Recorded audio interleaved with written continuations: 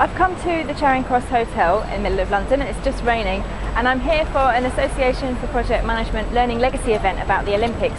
And what we'll be looking at this evening, I hope, is about how the Learning Legacy programme has been set up, and so how things have been tracked and monitored so that future projects can learn from them. And also a bit about how the construction programme for the Olympic Delivery Authority has worked and has all been brought together to get all the buildings ready for the Olympics, which will be here in just a couple of months.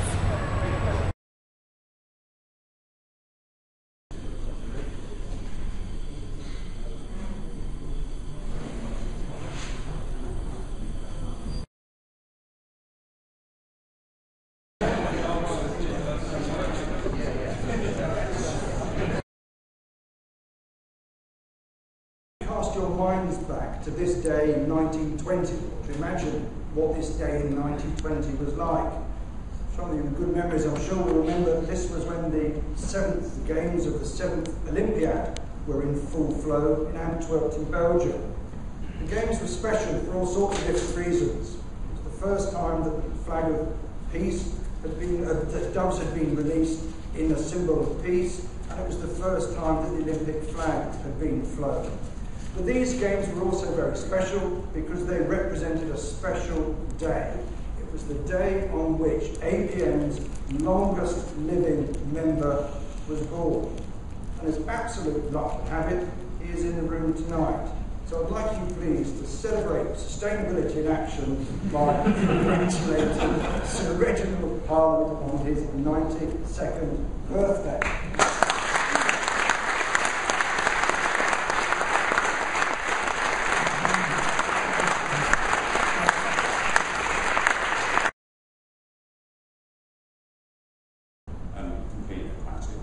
So, the application of the Learning Legacy, so I've pinched this straight off the Learning Legacy website, and something that intrigued me.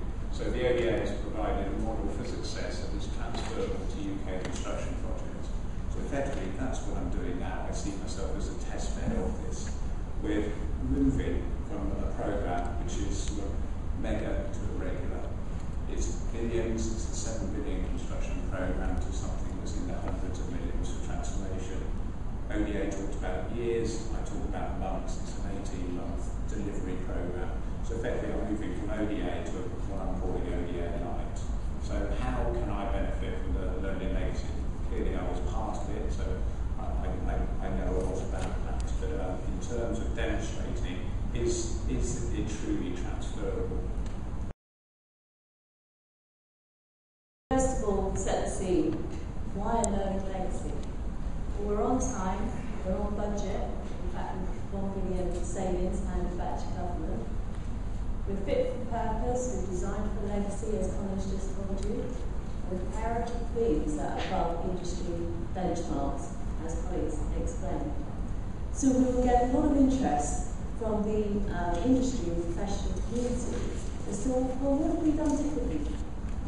Can it be replication on future projects and programmes?